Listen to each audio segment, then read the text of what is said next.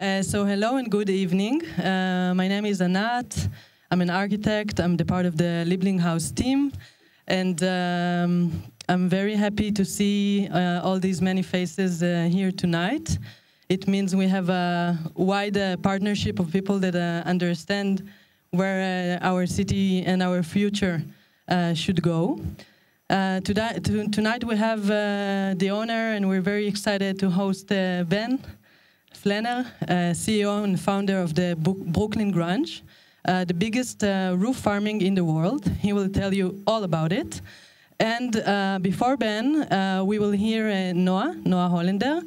She's from the Sustainable Planning Unit in the Tel Aviv-Yafo municipality to give us some kind of a context of the city vision about beneficial roofs and what are the action plans for the upcoming days, months, years.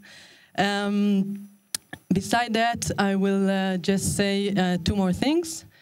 First is when we will finish, we also have an exhibition opening 2 floors underneath about the master plan update. So you are very welcome to join afterwards.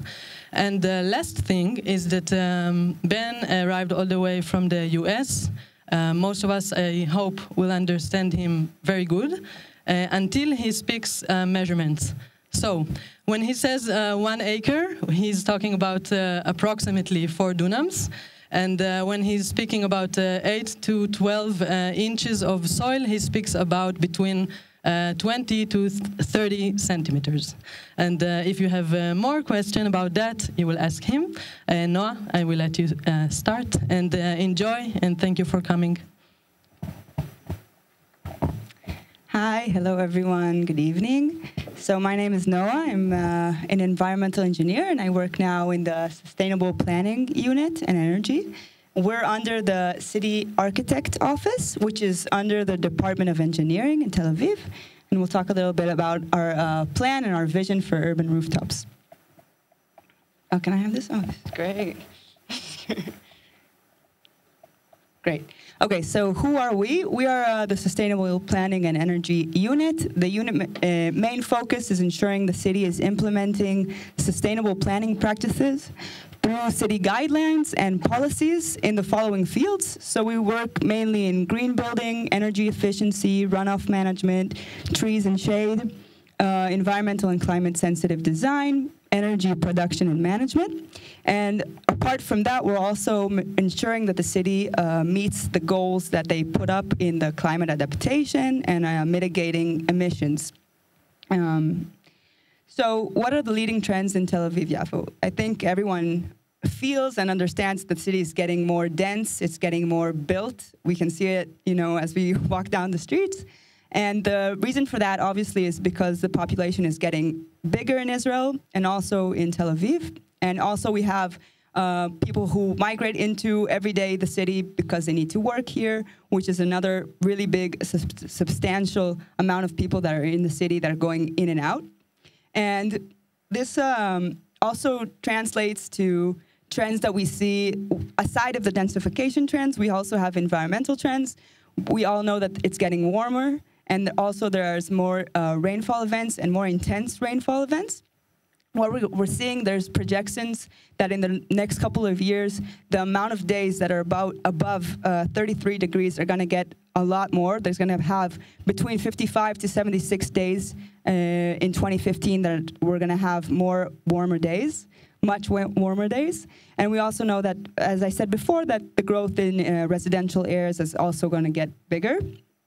And this also translates to the urban challenges that we feel. So the main urban challenges that we have that have to do with densification and climate trends is the fact that we have urban heat. There are more vehicles, there are more surfaces that absorb heat and emit them to the city, and it's getting more warmer. We have intensified flood events, which is also a result of surfaces that are impermeable, which means that, instead of the rainfall absorbing and infiltrating into the soil, it just gets gone into our drainage system, all at once, and it overflows our systems. Also, we have a lack of public spaces because there are more people, there's more stress on our public spaces, and we need more places for them to be outside for different uses. And also, we have a reduced ecological connectivity, which is very, very important for biodiversity and our ecological systems inside the city. We're having more built areas, which means there's less ecological connectivity, and this is a really big problem. And these are our urban rooftops today. So as we see, not like this roof, which is beautiful, most roofs look like this, and they all contribute to the urban challenges that I showed you before. So we usually have this bare roof that absorbs heat and emits. It doesn't serve as a it doesn't absorb our rainfall. It brings all the rainfall at the same time to our urban drainage systems. It also doesn't serve as a place that can host vegetation or that can have animals can't live here. They don't have a good habitat. And also, it's not a nice public space to be in. So what we do want to see with our roofs is that they have some kind of beneficial use. And we see more and more cities that have also these pressing densification trends. They also have these environmental problems, and they're taking the roofs and they're making them so that they have a beneficial use. So we'll just go over the most popular uses that now are available in rooftops. So one is the blue roof, if you guys know this. It's a system that's a couple of layers. There's a membrane layer, there's a filter layer, and then there's a retention layer that works as like a sponge. It absorbs all the rainfall, not all of it, but a lot of it, and then slowly brings it back to the drainage system. So instead of all the rainfall going all at once to the drainage system, it makes it very slowly so that our drainage system don't collapse. The green roof is the same kind of system, but on top we have soil or some kind of substrate that can host vegetation and animals. And it's usually beautiful spaces. You can use them either only for vegetation or also like benches and like public space. We have the solar roof, which everyone knows what it is, just panels or PVs that generate heat, but it's renewable energy, and it works and it has a very financial gain that's very obvious. And we have active roofs, which is all these kinds of different uses for roofs. It could be cinema, it could be parties, bars, and it goes without saying that you can combine the different roofs together. You can do a green roof and a solar roof together. You can do an active roof and a green roof. You can combine it, but these are the main beneficial rooftops. So what was a really important turning point in awareness in general with all the rooftops was the COVID pandemic.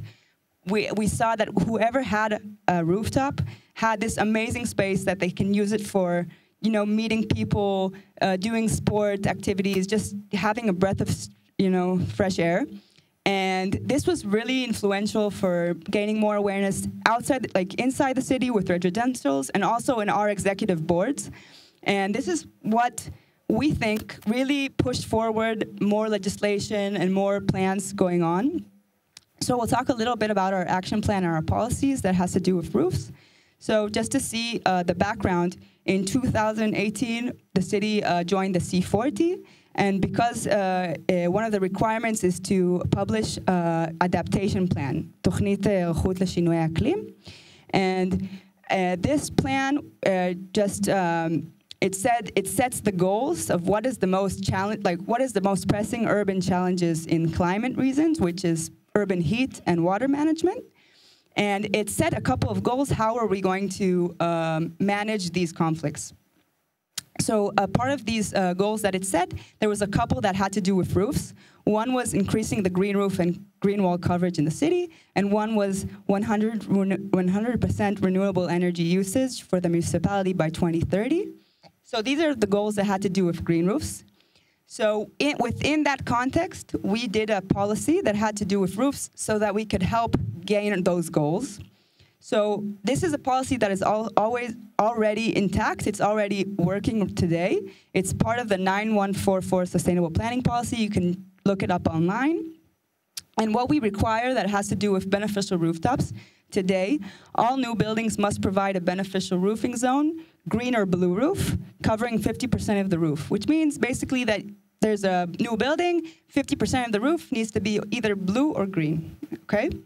Another requirement that we do is new public buildings with rooftops of at least 250 square meters must install a green roof system, because we see the viability of using these public places for green roofs, because it's also a nice public space. You know, it can be very pleasant for people to sit in.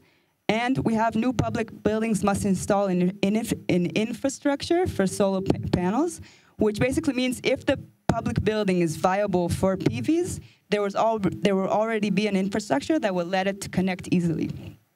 And we have policies that have to do with energy management. So this is more PV-based roofs, solar roofs, sorry. So we have a requirement that says new buildings, which residential above 300 units, and all commercial buildings must generate 60% of the renewable energy potential.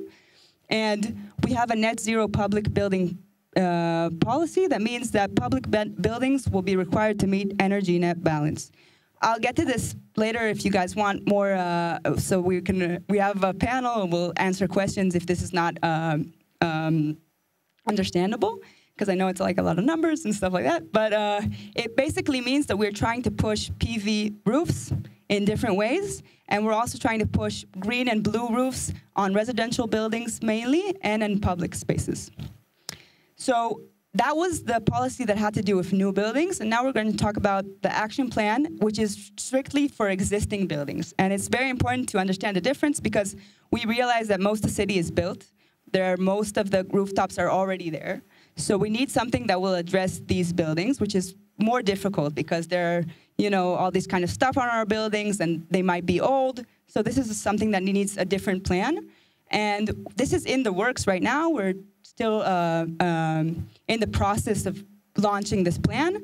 But the 4 pillars that we already addressed was, one, we need a beneficial rooftop strategy citywide. We need to see where are the places that need the fastest, I don't know the word, where are the places that are in our first priority that needs roofs, okay?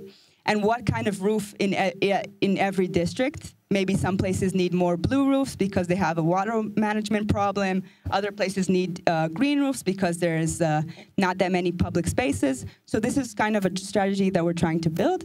The second one is installing public beneficial rooftops. We want the city to be a leader. We want the city to put as much public spaces, public roofs that it can. We want to show it to the residents so that they will be exposed to it and understand what are the benefits. Third is embracing and guiding private rooftop initiatives.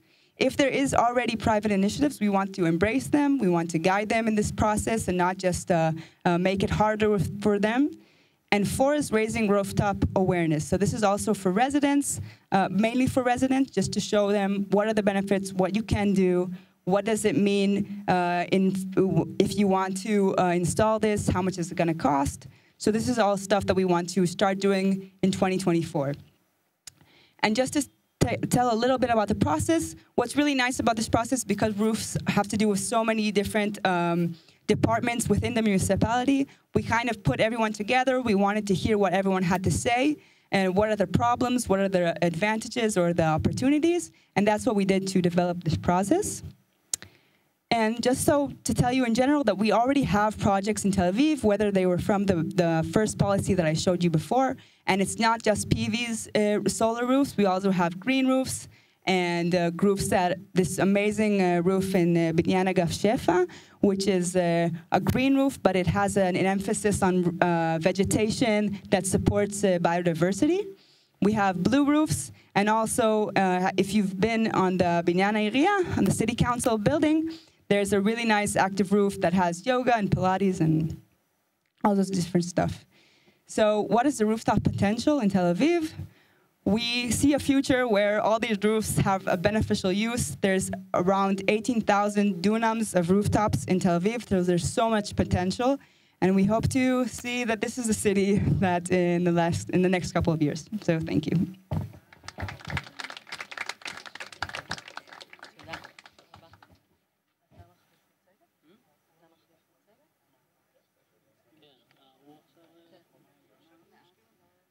Thank you very much, Noah. Very, very, very, very interesting, and many things to look up to. Ben, please. Thank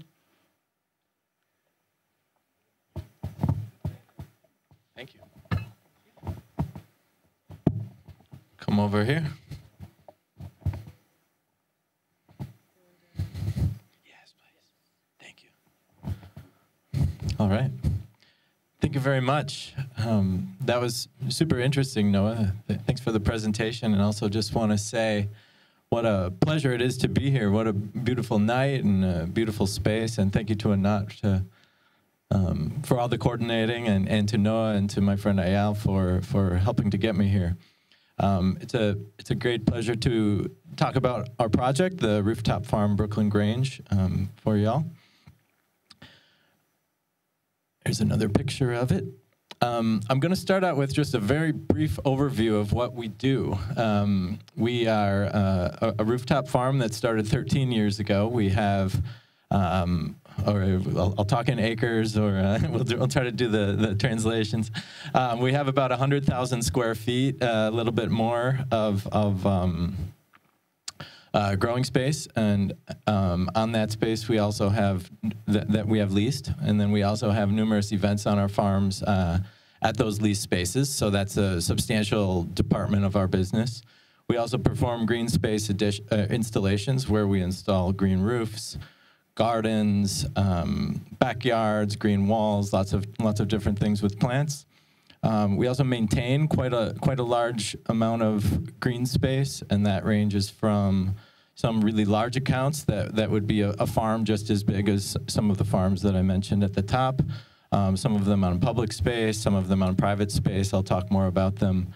And then we also maintain smaller gardens, vegetable gardens, and even some non-edible plants. And I think that'll be nice to sort of tie that into some of the sustainability questions and policies that Noah was bringing up as well.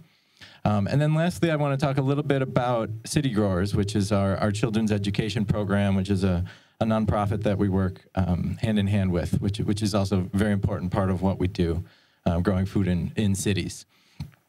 I don't know if I mentioned it. To be super clear, we are in New York City, and we have farms in Brooklyn, Queens, Manhattan, Staten Island. This all started about 14 years ago. I have a brief background in industrial engineering, and I got the farming bug. I started visiting some diversified organic vegetable farms and really fell in love with them. I actually came from the Midwest in the center of the U.S., where there's a lot of corn and soy production, but it's just totally different. It's tractor farming. It's barely any people. It's debatably not even food. And started visiting some diversified organic farms and just really fell in love with it. At the same time, I really loved New York City, and started looking around to try to figure out some ideas to see if urban agriculture might make sense. At the same time, this was sort of a really lucky sort of merging of a lot of different factors that were at play. The food system in the U.S. is very broken. We have a nutrition crisis. We're subsidizing billions and billions of dollars towards exactly the wrong foods, the foods that are harmful for our climate and environment, that use a lot of fossil fuels, and then just stuff animals as quickly as possible and then slaughter them. So it's a good time to be trying to change that and working us towards more healthy eating, more nutrition, more climate-friendly food and vegetables and fruits and whatnot. At the same time, related on the urban side, we have all the things that Noah was just talking about. We have our need for biodiversity. We have our need for education of children for that exact same reason about our food system, like I was speaking about. Stormwater management is a very important thing in New York City, and the urban heat island effect, all the things of green roofs. I'm going to speak about them a little bit more. So kind of with this desire to work on some of these problems, pursue a passion in agriculture, etc., we started the first farm. It was 6,000 square feet, which is about 600 square meters. And it was a huge success. However, all these questions came up. How much food could we grow? Could this ever be a business? Like I said, it had never been done before. How much would it weigh? You know, all the traditional green roof questions, and then one of the largest questions for us, which was, how could we negotiate a lease? How could we get some longevity? And that was related to the question also because a counter question might be, why not just try to do this at ground level? But with rooftop space, it seemed like actually something where we might be able to get some longer leases, where New York is obviously so expensive and so difficult to obtain any substantial land or at ground level. So what if it was 6 times that size? What if it was 7 times that size? Or 10 or more? Looking at Google satellites, you did find that there was those buildings. Oh, I didn't realize that would be bulleted. I was going to say it's empty. I spoke to many of these, but these were a few of the other goals that we're trying to accomplish with this. Let me just go back on that. Yeah, the ecological benefits, economic benefits, human health, and one other thing that I didn't mention, which is very important to us, is to support the regional economy and to partake in that and to offer outlets from both us and from other farmers where people have that ability to purchase food that where the money stays in the regional economy. We know about the urban heat island effect that we're all working to combat with green roofs and plants in the city. And I think Noah actually explained the stormwater management pretty well, so I'm gonna skip over that. And I'm going to kind of cruise through this, but wanted to just address some of the major things we had to evaluate as we were knocking on the doors, looking at sites, to make sure that the roof could work. And we've come a long way on this as well, in that we set up a farm and we've been operating it for 13 years, but at one point we thought we could just plop a farm on top of a roof and run it like an acre. But over time we have learned a lot, and I'll talk about that a little bit more. So we found this space and negotiated with the landlord and basically put the numbers in front of him and said, we grew this much per square foot, and we think we could grow about 50% more if we optimize some things, and we can offer you 50 cents per square foot in rent. And the landlord agreed, and we had to raise about $200,000, and we put together a combination of loans, an early Kickstarter campaign, events, and then we sold about half of the business in equity. We lifted up the soil with a crane. It was about 1 million pounds of soil, and we ended up with this. There's a before and after.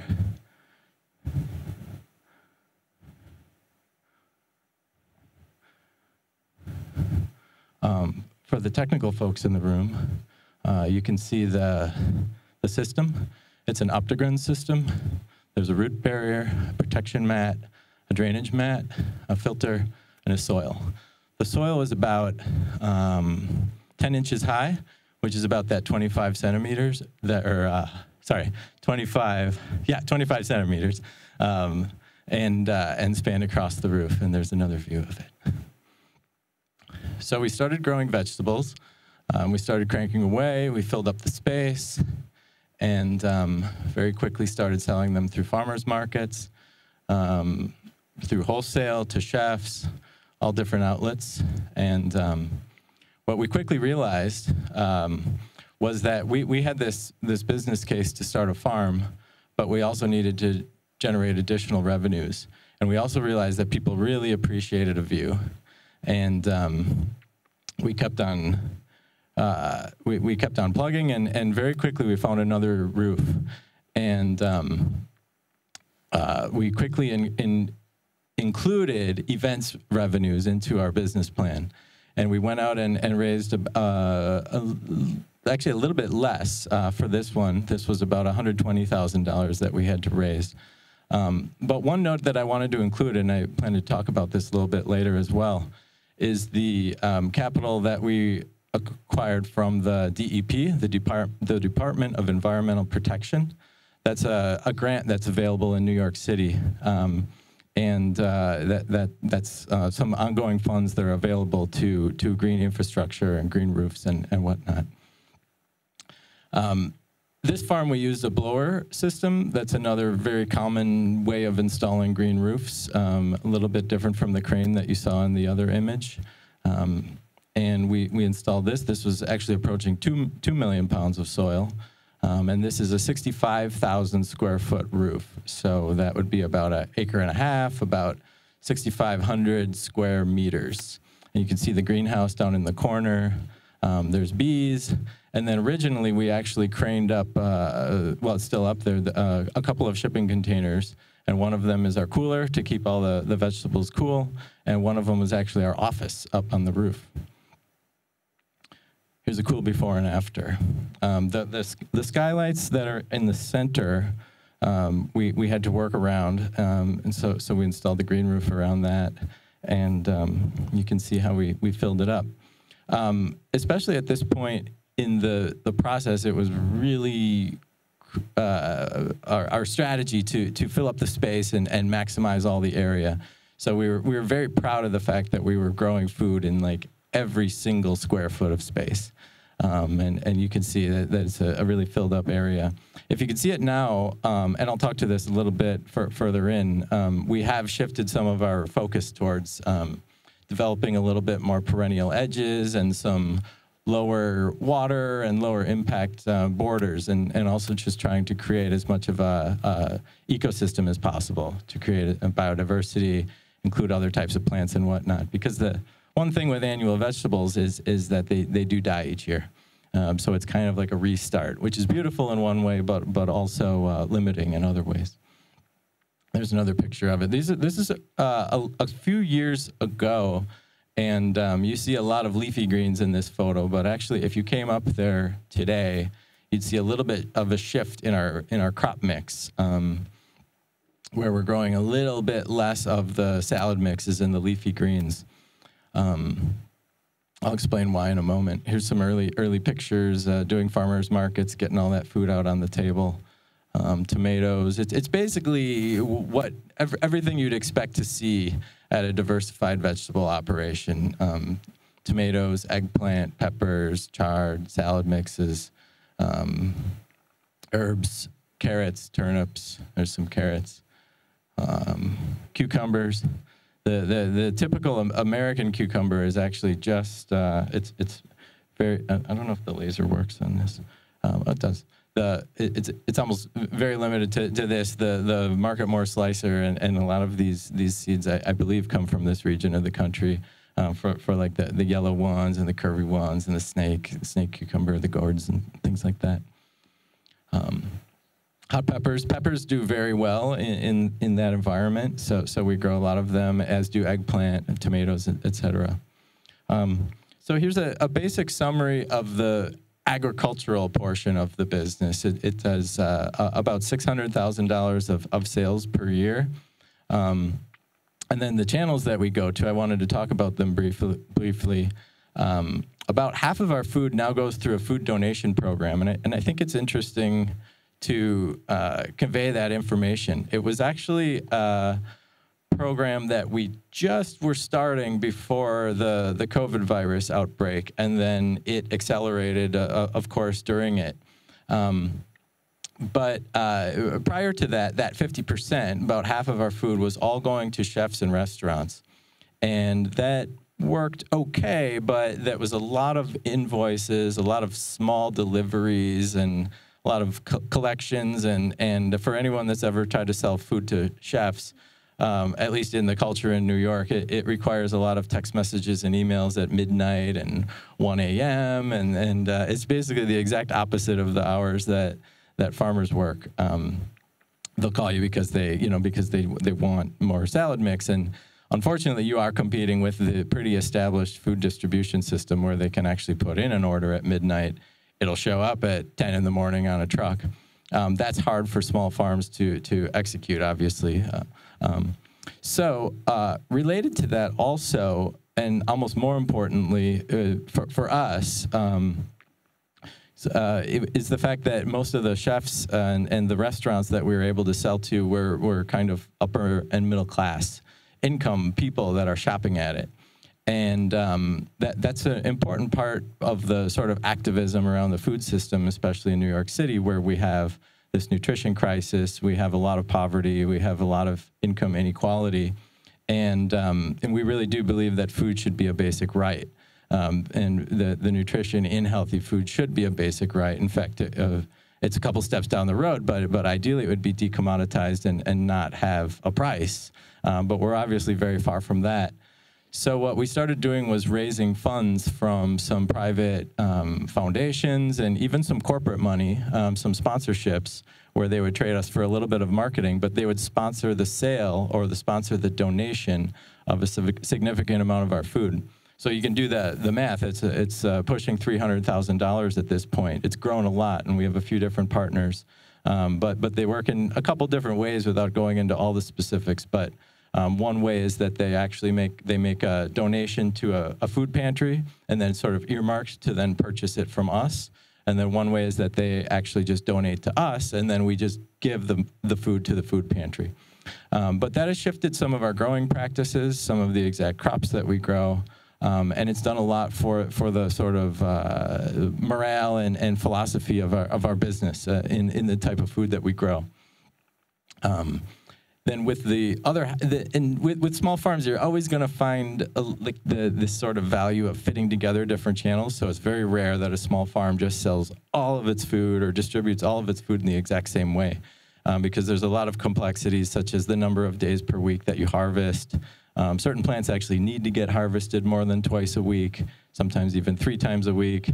So there's just lots of things. So you kind of fit it together. And we have a farmer's market every Sunday. We have a CSA program. I'm not sure if everyone's going to know what that means, but that's where the customer prepays in the spring, essentially giving almost like a loan to the farmer. And then the farm provides a weekly bag or box over for us, it's for the entire growing season or harvest season, which is about 30 weeks across the spring, summer, and fall. One other thing we do with our agriculture is we make hot sauce. That's a byproduct from our peppers. We probably make about 10 to 12,000 bottles per year, and we sell to some local groceries and retailers and whatnot. We also sell a little bit through our website and farmers markets. And we also make honey. We don't have we have about 5 beehives, and we harvest a bit from that. And that's at this point a little bit more of a kind of a gift and a thing that we do for a very small scale. It's a whole nother topic, but happy to talk a little bit about the evolution of our rooftop bees as well. At one point, that was a pretty big thing in New York.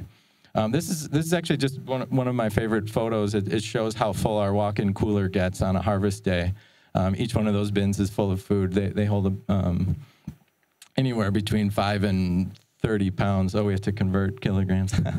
Anywhere between 3 kilos and about 12 kilos in those bins. But this could be multiple times per week that we harvest this just off of one single roof and distribute. Oh, you see some flowers in the corner. I don't think I'm speaking about them too much in our agricultural practices, but we actually grow a decent amount of flowers too. We probably make about 100 bouquets of flowers per week between our leased operations.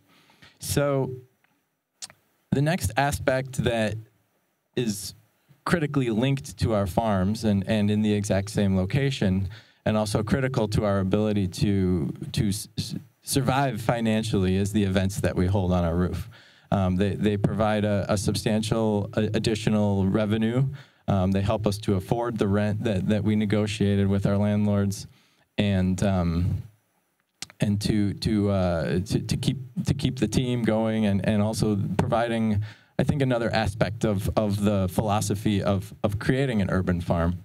We really do use the space in a lot of different ways. There's yoga once a week. There's tours. Lots of ticketed workshops. This is one example of a woman that has an exercise bike. She actually keeps it at the farm now. And people will come with a corporate retreat or a getaway from the office or something like that. And the exercise bike is connected to a blender, and then they make pestos and maybe gelato or something like that, put a bunch of ice in it. But it's fun, and it's engaging. It gets people on the farm, and they take a tour, and they learn more about what we're doing. So related to the events program, the events became a large part of the investment in the third and the most recent farm that we built for our operations, which is in Sunset Park. And that was another 2-acre farm where we had an office, greenhouse, and we actually built an indoor event space with a kitchen. We also received another grant from the Department of Environmental Protection to install the entire green roof.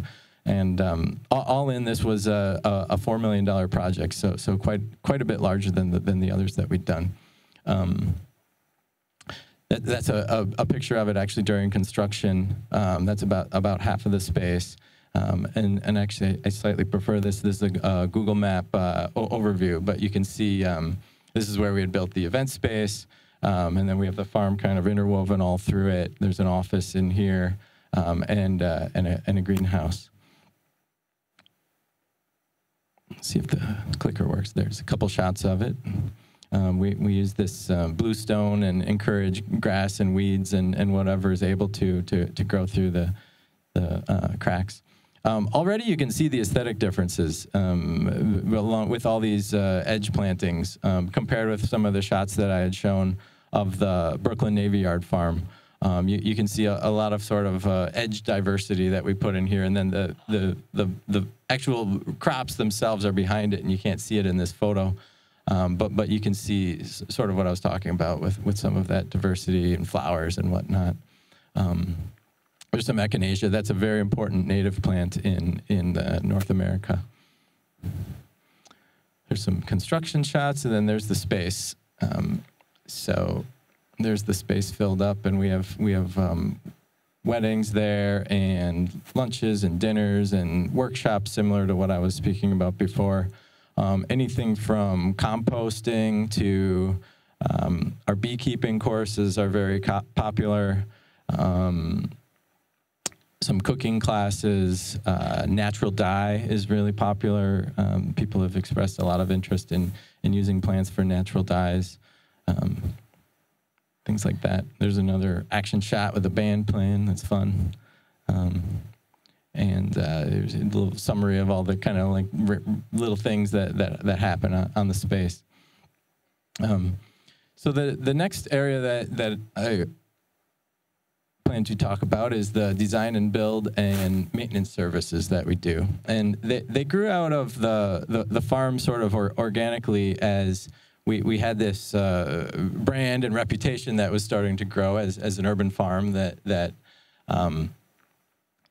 knows how to grow vegetables on roofs and in tight spaces and whatnot. And people started coming to us asking for us to build a farm or build a vegetable garden for them and whatnot. And of course, we're able to do that.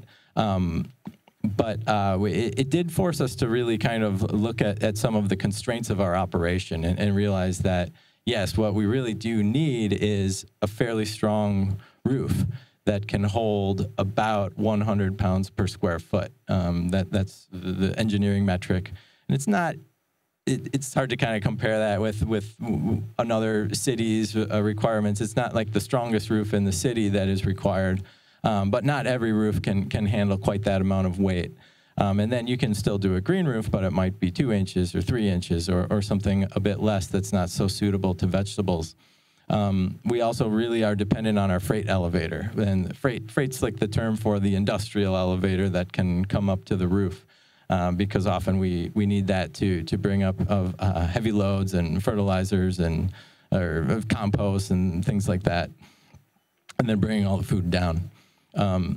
So we quickly realized that not every roof that we install should be a farm, and started to explain that to customers and whatnot. So we do the gambit of installations, depending on really what the conditions are in that space, and explain and talk to the client and whatnot.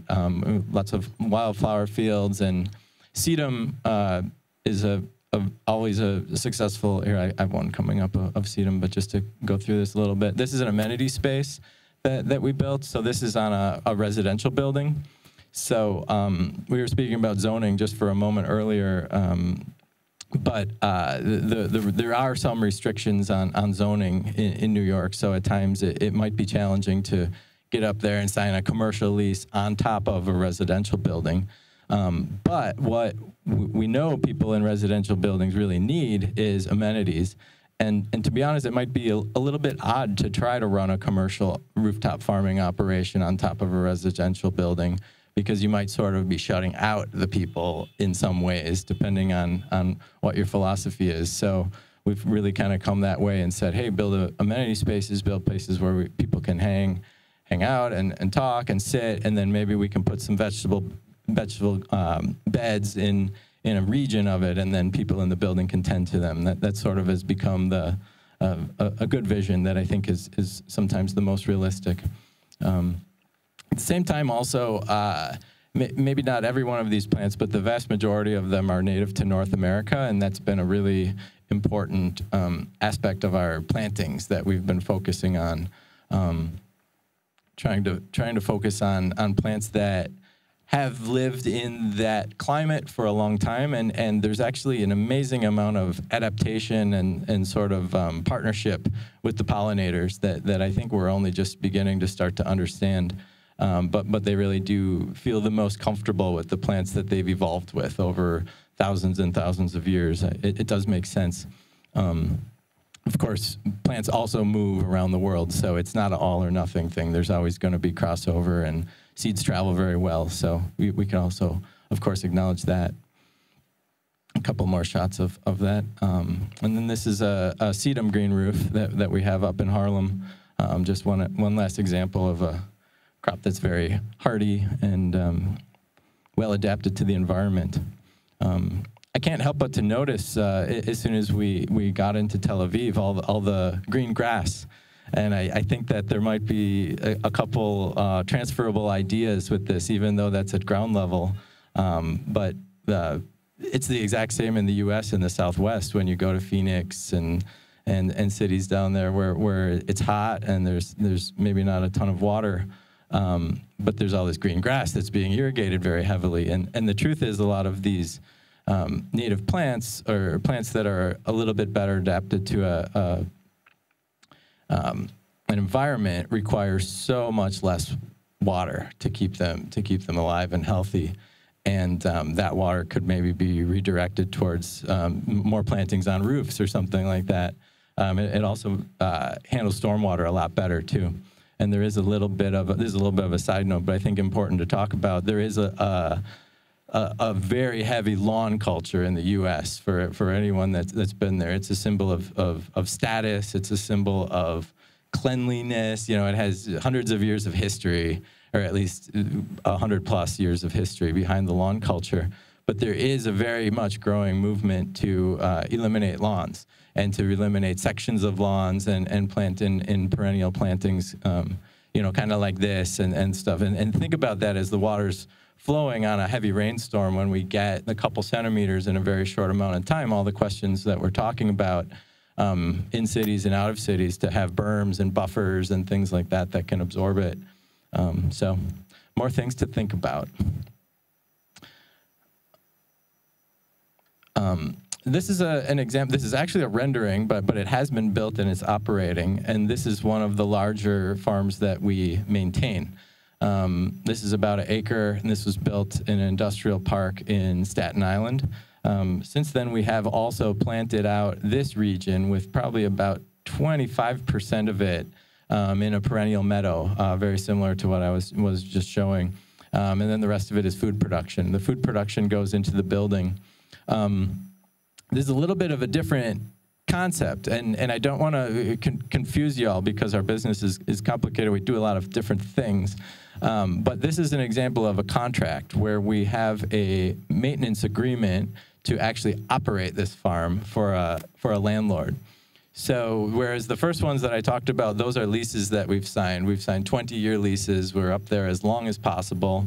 You might have been wondering how long they are. I think I forgot to mention it, but we try to sign 20-year leases.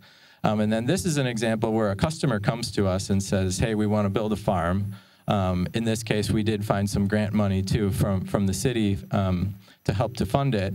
And then we built it for them, and then now we operate it for them as a service. It's a little different because hopefully you can negotiate something where the labor and the service and the skills are valued rather than the really tight economics of having to get that dollar for every carrot. And it's definitely a model that's been working well for us, and I think something that it takes a lot of experience to be able to jump in and do that. But something that we've been enjoying doing and interested to see if there will be more of it.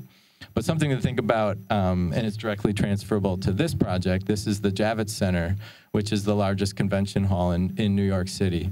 They have a massive sedum green roof down here. So that whole area that's kind of yellow, it changes colors a little bit through the season, but it's just an inch. It's about 6 centimeters of growing media plus the sedum. It's maybe even less. It's very, very small. And this has been here for about 10 years, and then they recently expanded up on the north end and built up another square block. And they installed an acre of vegetables and a massive pavilion, which I have another photo of, some other perennial gardens, and then up here something that we've been really enjoying maintaining, which is an orchard. In this area, this small area, the soil's actually about a meter. And there are about 45 apple and pear trees. There's also a couple of unique North American fruit trees. And then there's a whole understory, and I'll talk about it a little bit more. But this is an example of that type of a situation where a large government entity has seen the sort of vision of the rooftop farm, but it wouldn't really be the type of a place where they would rent it out to a private farm like ours to run our own farm. They said, hey, this is going to be our farm. This is the Javits farm, but Brooklyn Grange, will you operate it for us? So that's what we're doing right now. Similarly, this photo was taken at a time when there's a lot of low-growing leafy greens, but that's all very seasonal because of our crop rotation systems. But if you came there now, you'd see a lot more height and density. Also, similarly, they based the model, and I do want to stress that to folks because I want to be honest about the way we operate, and I think I've made it pretty clear that the events revenues are critical to us. But even the state organization took our advice, and they made the farm adjacent to and complementary to a massive events operation. And that pavilion can hold over 1,000 people for events at the convention center. But it's super cool because all the farm all the food that we grow in the farm gets sent into the catering department and used in the meals with the convention hall, elevating that level of convention center food, which is typically not super good. And then they have tours and people interact with the farm, and there's lots of literature and education and awareness around it. So. It's hopefully accomplishing numerous things at the same time. Yeah, here's a different shot of it from above. You can see the textures and different changes. Constant rotation between crops and whatnot, but those brown spots only last for a very short amount of time. A compost system and actually 4. Ooh, did that go? Apologies for that. Wake up. And about 4 beehives down in the corner. Another picture of it. I'll keep this away from me a little bit just in case. This is another shot of the food forest, and in the understory, so basically we planted out about 45 fruit trees in a pattern like this, and you can see them. Each one of these brown spots is wood chips with a tree. But we went up there and we said, you know what, there is still a ton of photosynthesis happening.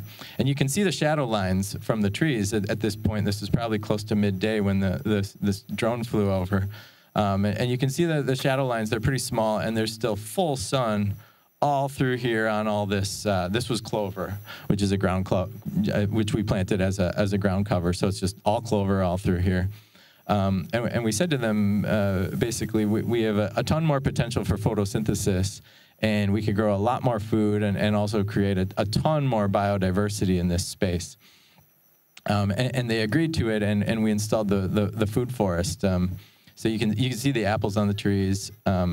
And then there's hundreds of other perennials, wild onions, horseradish, strawberries, raspberries, gooseberries, currants, other things that I'm not thinking of, but a long list of plants that we added into it to create this ecosystem.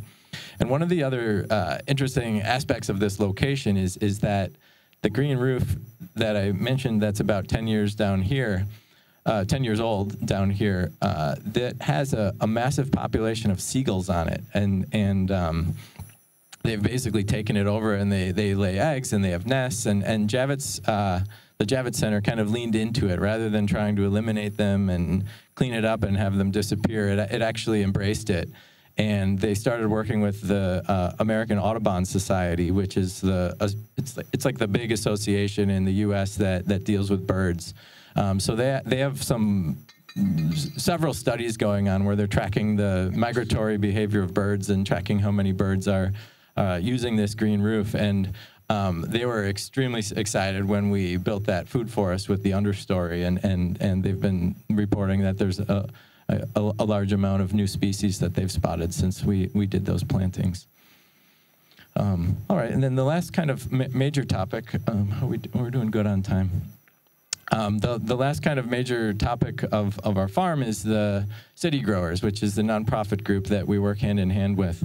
And I wanted to explain the sort of birth of it real briefly, because I think it's also an important aspect of kind of this journey of entrepreneurialism and starting up a rooftop farm that was kind of unproven and unknown, which was that in the very first year, we received a lot of inquiries from different teachers asking about bringing up groups, and they wanted to bring up field trips, and kids come up, and kids love the farm, and we did our best. My co-founder, Anastasia, led most of the groups, and we brought them up and had the tours and collected maybe a small fee to cover a little bit of our time, but we were kind of overextending ourselves, trying to run a super complex farming operation and sell to all these chefs and texts at midnight, like I talked about, and then bringing up groups of kids the next day and whatnot, and we kind of had to check our egos at the door a little bit, but we decided that it probably made sense to try to create a separate entity that could do that, rather than ourselves really trying to do everything and wear that other hat as well, but to say, okay, let's start up a separate nonprofit that can be a community-based organization that can look for funding through grants and other sources of donations and government work and so forth. And then that executive director can put 110% of their time into running this, whereas we can then put 100% of our time into running the farming operation and whatnot. And it's been a good decision. The organization continues to thrive, and it works side by side with us. And at many times, the farm can be just full of activity. There might be a group of kids in one corner doing a little worm dance or singing or something. We can have a harvest going on with the farmers washing and packing, and there might even be another tour going on in another corner of the roof with adults or something like that. There's a couple pics of it. And needless to say, I think I kind of covered this a little bit, but to transfer what I was saying about the food system earlier, obviously, where do you start? You start with kids, and there's about 1 million kids in that age in New York City. And we bring 5,000 to 10,000 of them up on the roof each season to experience the roof, and who knows what kind of impact we have, but over time, everybody makes a lot of decisions about what they eat and how they spend their money and so forth. And of course, green space is not super available in New York City. It's tight. So I wanted to just run through this as well. I think it made sense because Noah was talking about some of the municipal policies, and I wanted to share what New York City has. The first is the green roof tax abatement, and that's for almost all of these are for green roofs in general. I'll speak about it if anything is specifically for agriculture. But New York City has a policy of $5.23 per square foot of a reduced tax bill for the building owner, up to a maximum of $200,000. It's one year and one-time opportunity. So the way that works is that if a landlord pays actually, we paid for one, and then the landlord got the tax credit, so I won't say it has to pay for it. But if a landlord installs a green roof, they also have to agree to keep it on the roof for 20 years. So they have to sign a covenant that they're not going to just tear it down in a year. And then in exchange for that, the city will credit back $5.23 per square foot. A typical roof will cost at least $20, so you're looking at just more or less, if you're trying to size it, optimistically maybe 25% of sort of like a rebate. So it's not a huge amount, and nor has it really moved the needle a lot, but it's a policy that's been in place for a while in New York City. Much more aggressive or helpful with the green roof industry is Local Law 9294, which was created a few years ago in 2019. And that states that all new construction must include a sustainable roofing zone, which covers the entire roof. And the roof in the sustainable roofing zone can be a green roof or solar voltaics or both. So essentially what that's saying is that all new construction and also major alterations of existing buildings, roof or deck, must be replaced with a green roof or solar. So I think that's actually fairly similar to what we were saying about Tel Aviv. So it's exciting that these laws are being created. I think it's a little bit questionable how fast it's rolled out, and we're wondering if they're fully enforcing it yet, but there's long lead times with construction. So I think we still need to give it a little bit more time, but definitely seeing green roofs and plantings going on a lot more buildings than there used to be. And then the third one is the DEP, Department of Environmental Protection. That's what DEP stands for, and that's the grant that I mentioned once or twice, where we were able to tap into some funding from that to help. It's a reimbursement grant for the entire design and installation of a green roof. So that's also this is also a very much more impactful policy to actually reimburse for some large ones. I think we're still kind of waiting to see how it works in tandem with this law, because it's a little bit confusing to have it be mandatory, but then also to have a grant that can pay for it. But the grant does have some limitations, it has some requirements. It also has the 20-year covenant that the landlord must sign, and it also has a minimum of 5,000 square feet. So it may actually be able to be used to fulfill the requirement. And then on top of that, there's and I don't have as much detail on this, but there's unified stormwater rule where the city has become a lot more serious about doing calculations on the exact amount of stormwater that a building or property will produce and put into the combined sewage system, and putting restrictions on that. So just to summarize, we talked about, again, it's a lot, so I thought it would be nice to just sort of tie it together. But we talked about the farms that we're operating, the events at our farms, the installations, and just a little bit more background on that. That we do about 30 to 40 installations per year, and that's a revenue of around $1 million. It's green roofs, gardens, tree pits, planters, everything, as I mentioned, green walls. And then on the maintenance side, we have about 70 accounts, ranging from the really big ones, like I mentioned, the Javits Center and the other roof, to much smaller ones that might be, even a fraction of this area. And those are some of the key accounts. The key is diversification, really having at this point, as we've grown to have the multiple areas. However, critical to that diversification is to play things smart. And we have this kind of list of challenges that we have, but in short, without going through them all, you can read them. In short, basically, the challenge is just to make the books balance. And we spend of about a $4.5 million revenue between the farming, the events, the landscaping, all the very high labor activities. We spend about 3.5 of that on people. And that includes benefits and whatnot. And we do pay fair wages, and we do have benefits, which is something that not all small businesses in our area are able to afford because it's so expensive, and the government doesn't cover much of that in the U.S., as you may or may not know.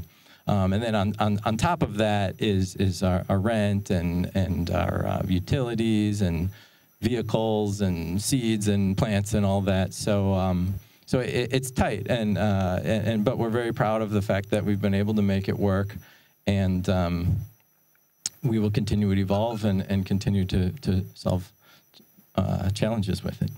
So I think it's a good time to wrap up, and we'll do a short Q&A period with Noah. Thank you.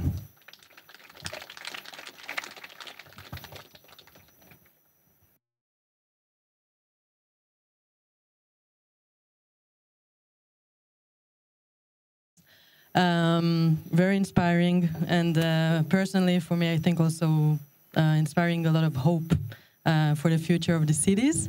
We do have some times like for your questions.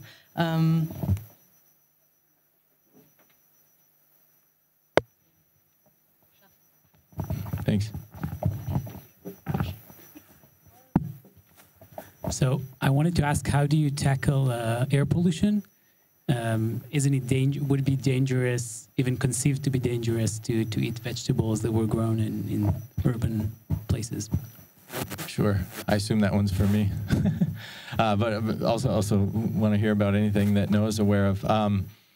We've done a couple of studies with Cornell University, that's the land-grant university in New York, and they actually set up some monitors on the roof and at the street level.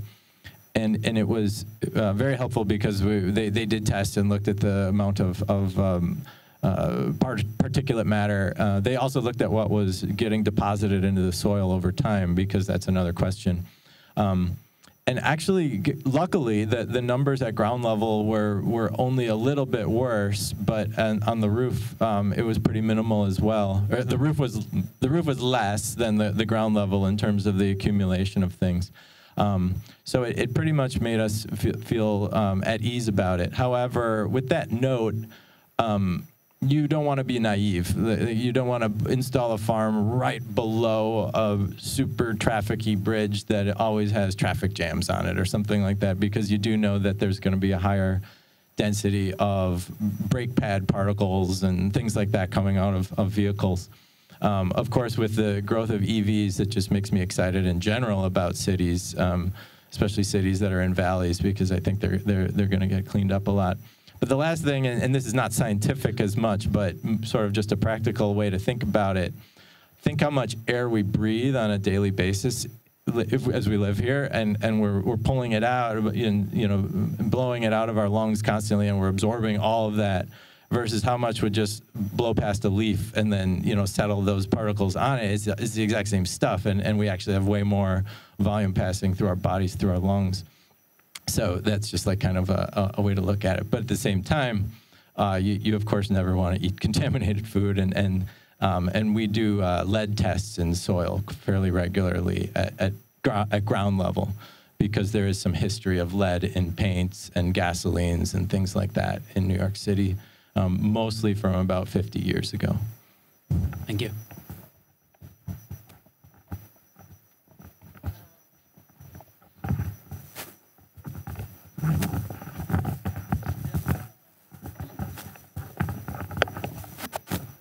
Hi. This was super inspiring.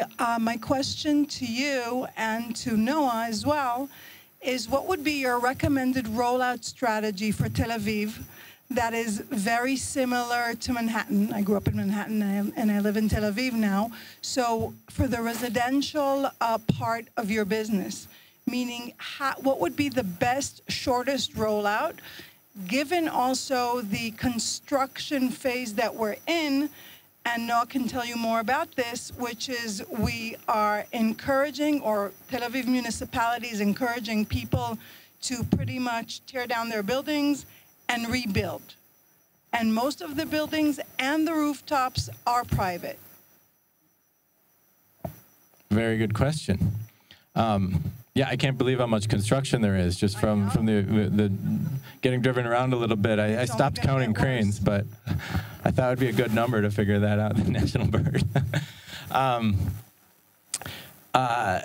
It's hard to make a exact policy, but I think I would just say to think about what grows easily.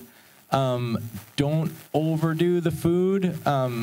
Make sure that people are ready for the challenges and the extra work of it, but encourage it, just like gardens. Whereas like everyone should have a garden. Everyone should have a little bit of food on their roof if they have plants up there. But then to complement it, make it a fun hangout space. Make it an amenity that people really want to go to and like. Don't have to take it too far. You have to keep it fun, as they were talking about in Jerusalem, and practical and simple solutions. It may be very minimal vegetation, or blue roofs, and of course I have a bias towards things that grow well in the environment. Don't try to put a lawn and water it too much. Thank you. I'll just answer a little bit more about that. So we obviously, if we're looking into residential buildings and there are, multiple people that live in these buildings, we would really like to incentivize green buildings, green roofs, because we see that there's also amenities and more benefits when it comes to residential areas. But it's also, we're looking into stuff that are more temporary. There's a lot of systems that you can put that are modular, that you can put them for a couple of years and then you can replace them. So that has to do with the rentals and stuff like that. So it's something that we're going to look into more. A little less of a commitment. Yeah, exactly. Feedback. Okay. My name is ניתן from Community Gardens Israel. So I just want to comment on that. Community gardens with the בניין משותף. It's one of the toughest because every decision has to be in a great consensus. From my point of view, it's the last priority. You have many, like Dizengoff Center, it's their decision.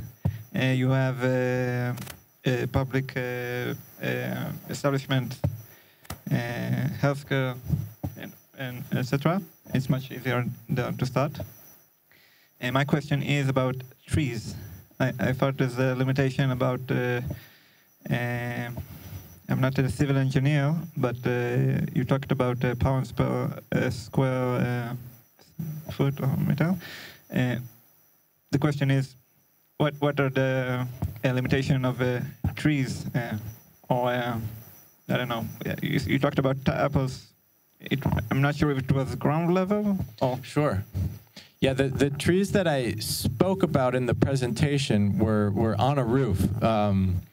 So sorry if I didn't make that clear. And that's on about a meter of soil. So that's going to be a special place to cover a significant amount of area with a meter-ish of soil. That's going to be over 200 pounds per square foot, and possibly has limited replicability because that's more expensive construction.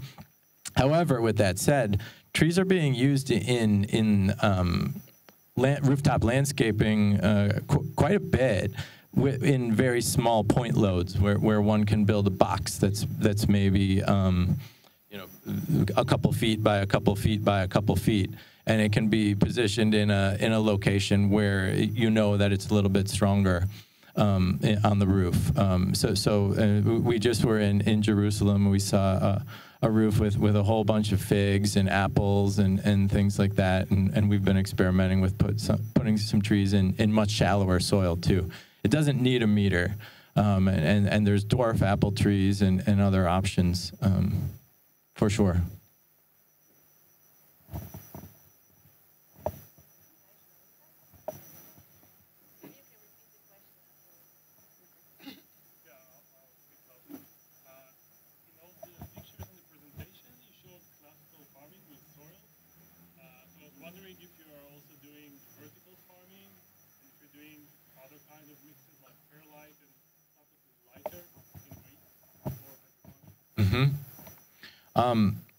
Yeah, the soil conversation's another long one. We've evolved it quite a bit, but it started with a green roof media that's lighter. It's engineered to have a little bit more drainage and a little bit larger particle size. Over time, we've reduced the particle size a little bit towards what is a sandy loam, which is a typical kind of a strong agricultural soil. Sorry, what was the other half of your question? I forgot to repeat it, though, too. Right.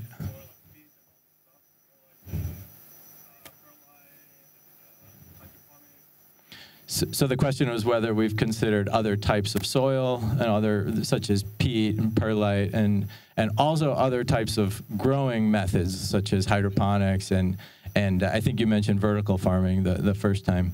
So I answered the soil question first. That's kind of our thing. I was talking about this yesterday, and it's a little bit complicated because we have dabbled in other forms of growing, but what we've realized over time is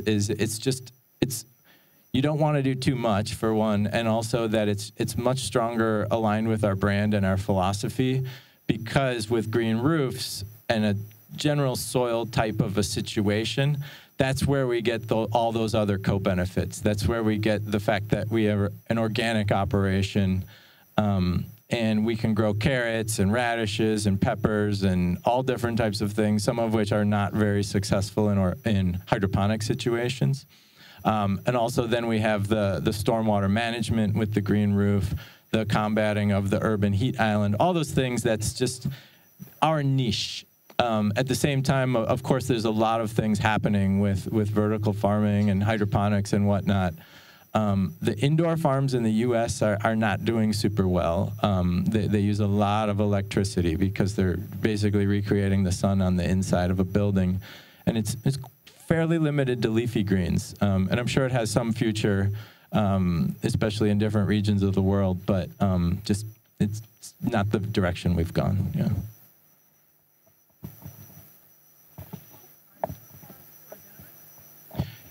The question was, are your farms organic? And yeah, I think I just mentioned organic for the first time. I left that out. Sometimes I almost just take it for granted, but yes, they are. Yeah.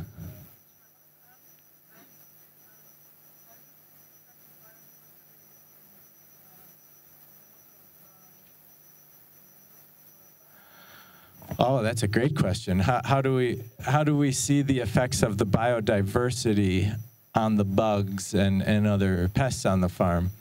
And we should continue talking about this over the next 10 years, because these cycles of insects and predator and prey are long cycles. But that's a lot of the reason why I mentioned a few times that we've been diversifying the farm.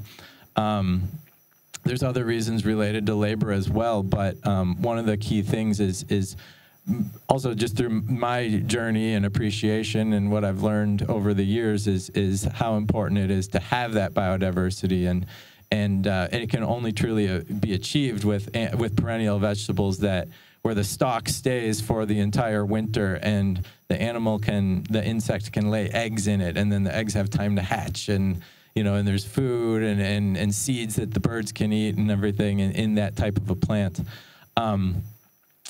It's hard to measure something such as aphid production or aphid problems or whatnot, but I'll just tell you our key problems are aphids and the two-spotted spider mite, if anybody knows that. I don't think I've seen that around here. Hopefully none came on my shoes.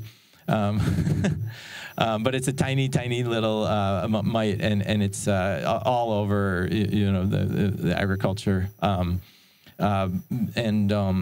It's hard to say. Yeah, to fully answer the question, I don't have a really strong anecdote to say, oh, we solved the problem or something like that. But it certainly is what feels right, and I think over time it certainly is smarter.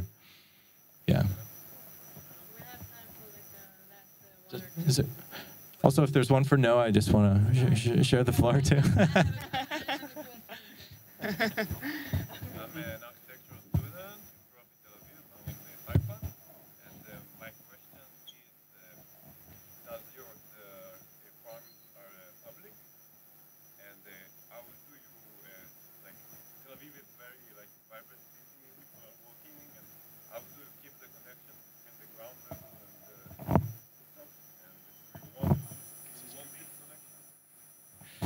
Another good question. It was on the connection between ground level and rooftop, and also whether the farms are public.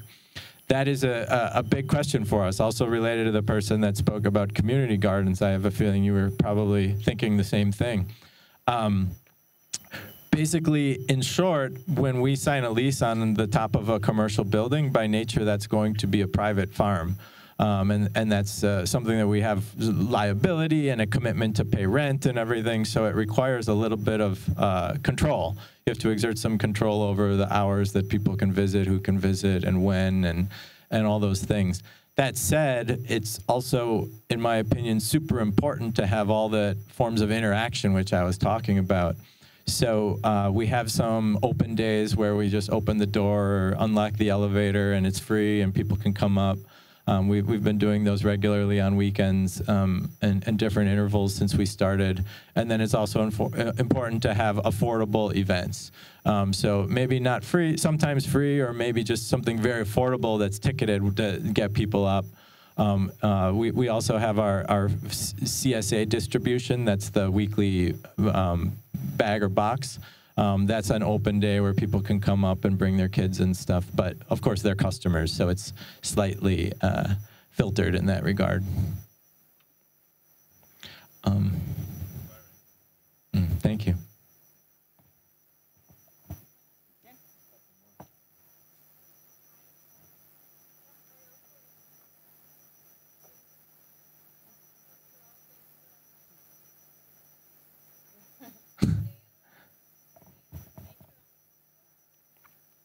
The question was, do we make our own compost? And the answer is yes.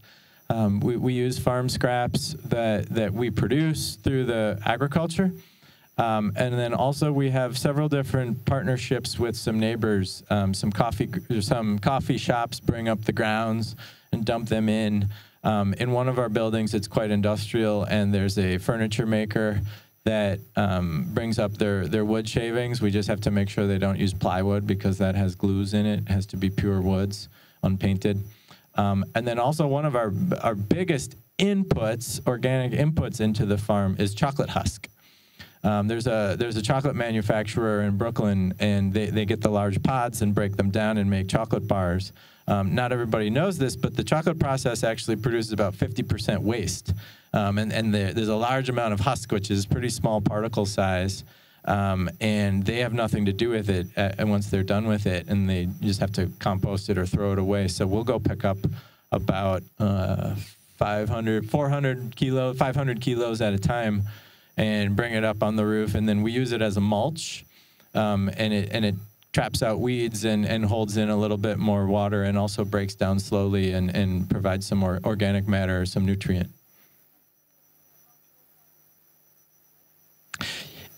Potentially helping with waste. Yes, exactly. That was really a key part of the vision at the beginning, to create a circular system, because cities have so much entering them and some leaving them if they're manufacturing or whatnot. But just think of the amount of pounds of food per day that is imported into a city, which then we export as waste. So we're just like a drop in the bucket, but it just makes sense to be able to utilize as much of that as you can efficiently. Yeah. One more here.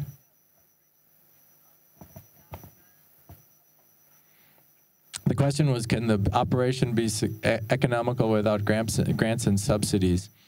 None of the grants that we have are ongoing. All the financial assistance that I've mentioned have been for startup and you know, to install it and whatnot. I will say that it would be very difficult to, the bigger number, the 4 million is different. We actually do have to pay that back. And it's a slow, steady slog. But through the years, for example, the $600,000 that we received to cover the green roof at the Navy Yard, that would have been very expensive if that had all fallen on our shoulders. It's a good question. You can never really answer it because you don't know what you would have innovated. Sorry. If you'd had that pressure, you don't know what you would have come up with to solve the problem in a slightly different way. But the way we've run it, it would have been really difficult to pay down that quantity. So that's a good story about some assistance. I want to ask you a final question. So I want to ask a final question from a more maybe urban perspective. So it's one question divided to two. But if we're talking about the differences between the residential building and the public or commercial buildings, so maybe it would be interesting to hear a little bit about the differences between here in Israel and in New York regarding the ownerships.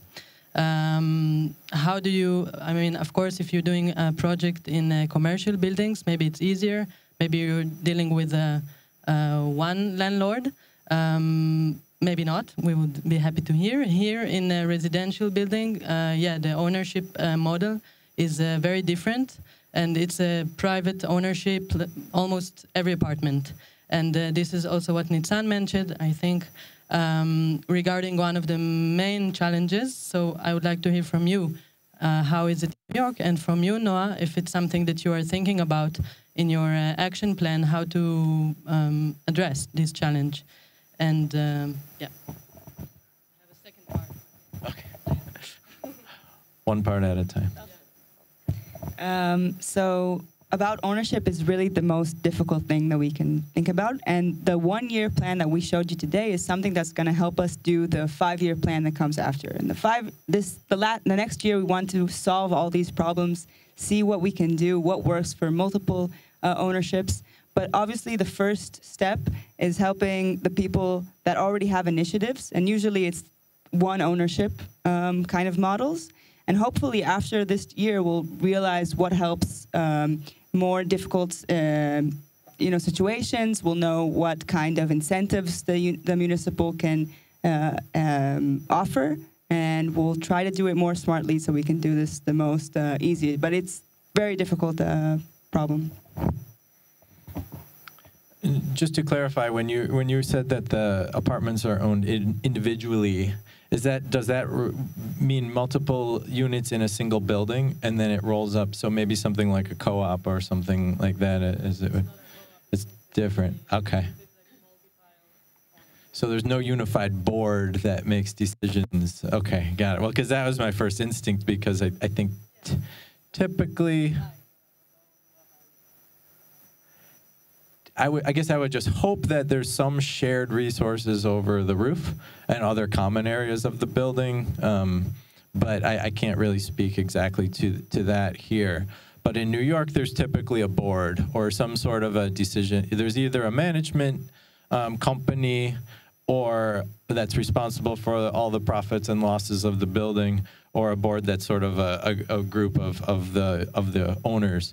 But they're very clunky to work with, and whenever I'll be honest, whenever we get an inquiry from a co-op board, we know it's going to be at least 5 years until anything happens. But that would be the decision-making process, and they do make decisions because, of course, people want to have some nice things on their roof, and they get together and talk about it. So I guess that's the short of it on that end. And then, actually, I will add one other thing, and this is not as New York related, but throughout the Northeast, a lot of the federal government and state government buildings have been installing green roofs. And I think that's probably related to some government policy or budgeting. But that's a major owner of buildings is the government. So they can either be probably slower or faster depending on the leadership.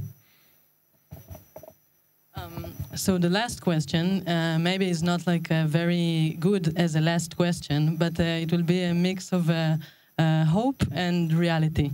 And because we saw the pictures, and I think many people mentioned that they are very inspired by what we saw. And but also I was all the time wondering, like, how was it in the beginning? Like, how do you come to a landlord and say, listen, I want to make a farm of 1 acre on the roof of your building. It's going to wait a lot. Like, there's going to be a lot of water, a lot of stuff that they're not used to it because before it was an empty space. And like, how do people accept it? And I think here it's, yeah, and I think here I work a lot also with the residents.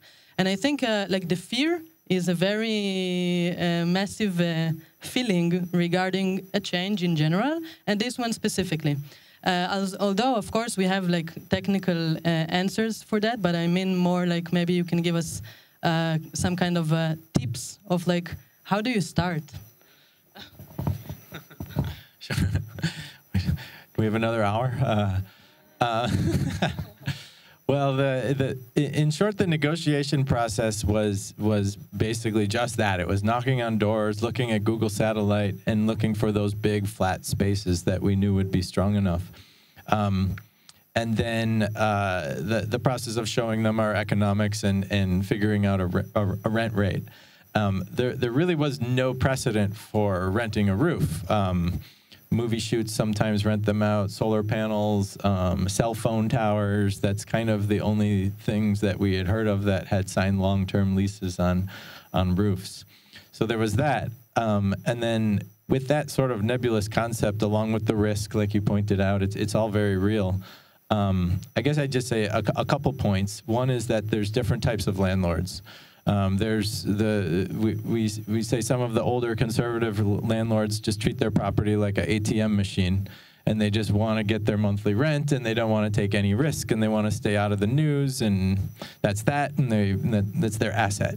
And then there's other more entrepreneurial, energized landlords that you know maybe have a longer career ahead of them, that are trying to create some buzz or a brand, or they're buying like a fixer-upper building. They buy an industrial building cheaply and it's empty. And having energy like that on the roof, like at the Clow building in Jerusalem, or the two of the farms that we've started similarly, where there's a lot of upside for the building to have that energy. You can kind of sell that story to the landlord and also probably negotiate a lot better deal. And then I guess the last thing I'd say about the risk is that it's real, and it probably is not for everyone. And so it's important for us to be realistic about different solutions, you know, and remember that we can do a green roof that's just a couple centimeters, or we can do a blue roof or a different type of planting and whatnot. But I think the risk hopefully will go down over time, especially as the concept becomes more prevalent. You know, just 3 years ago, New York City finally mandated a green roof for solar panels, so that means there will be many more of them. It'll become more of a common terminology. It'll be something that landlords have actually heard of, have probably toured and seen, or maybe their friend has one or something like that. And I think the industry can only be hopeful that type of a pattern will help it to become a little more mainstream. Yeah. I'll just say that is the motive behind doing as much of use cases that we have. The more people trust it, the more people understand that it works, the less people are afraid. So that is the reason why we want to do a lot of public buildings, public projects, and we'll get the people getting there, see that it works. It doesn't, you know. So that is the point of this. Very urgent question. Yeah. Sorry.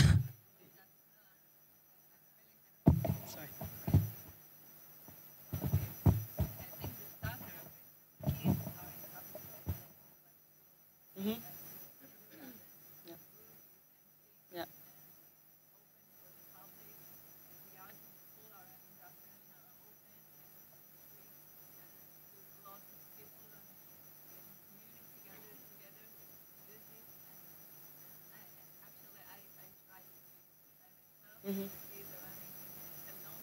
Mm-hmm. Yeah.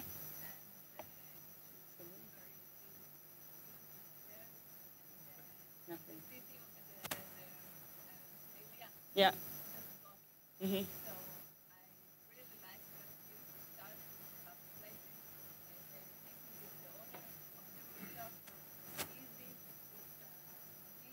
Yeah. Yeah.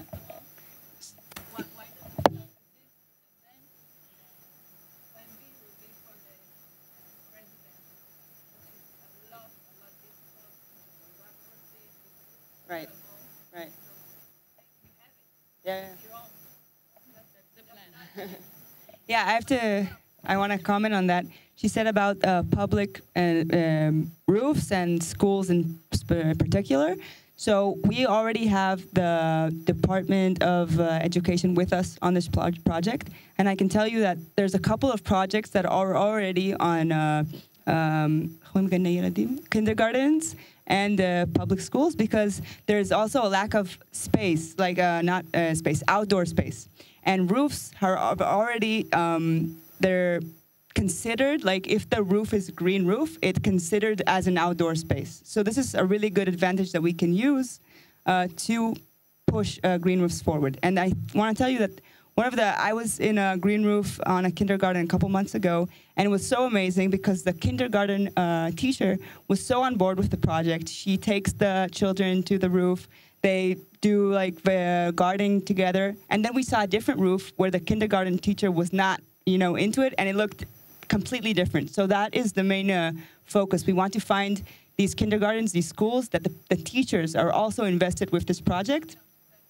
And then we can really push it forward, because that is really, really key for these projects to work well. So we're really focused on finding schools. We really want to push it. So yeah, for sure.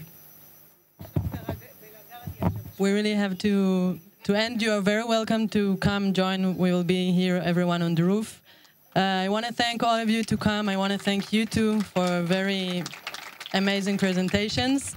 You are all very welcome to stay and visit the exhibition at the second floor and the first floor, sorry. And thank you. Have a good evening.